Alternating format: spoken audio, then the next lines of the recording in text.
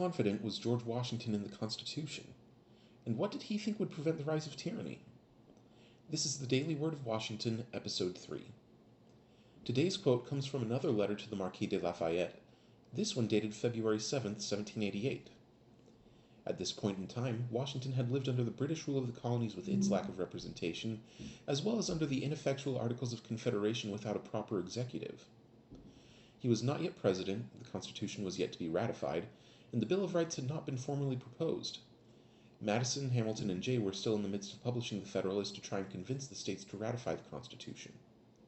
With all this background in mind, Lafayette had written to George Washington, who was his dear friend and essentially a father figure to him, asking about the political state of affairs in America, as well as providing an official recommendation to meet with the Comte de Moustier, whom you might remember from Episode 2. Washington's response outlined his view of the Constitution, where he gave this commendation of the document as well as a warning.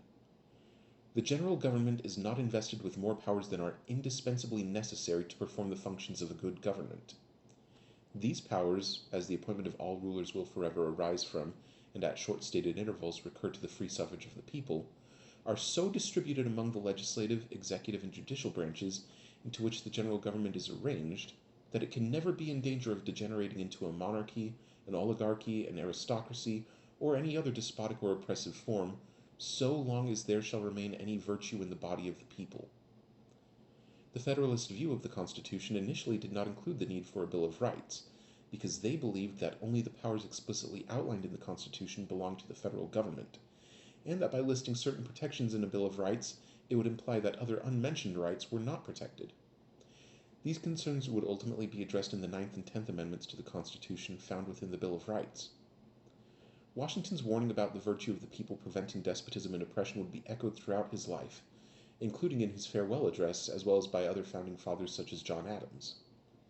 This virtue was characterized as both religious and moral in nature, and they did not believe that one could truly exist without the other. As for Lafayette, he would take lessons learned from the Declaration of Independence, the Constitution, and the Bill of Rights, and apply them to his draft of the Declaration of the Rights of Man the following year. In our modern day, where both sides of the political aisle worry about the power wielded by the federal government, Washington's warnings to the people and the future deviations from the original structure of the Constitution prove to be of particular interest.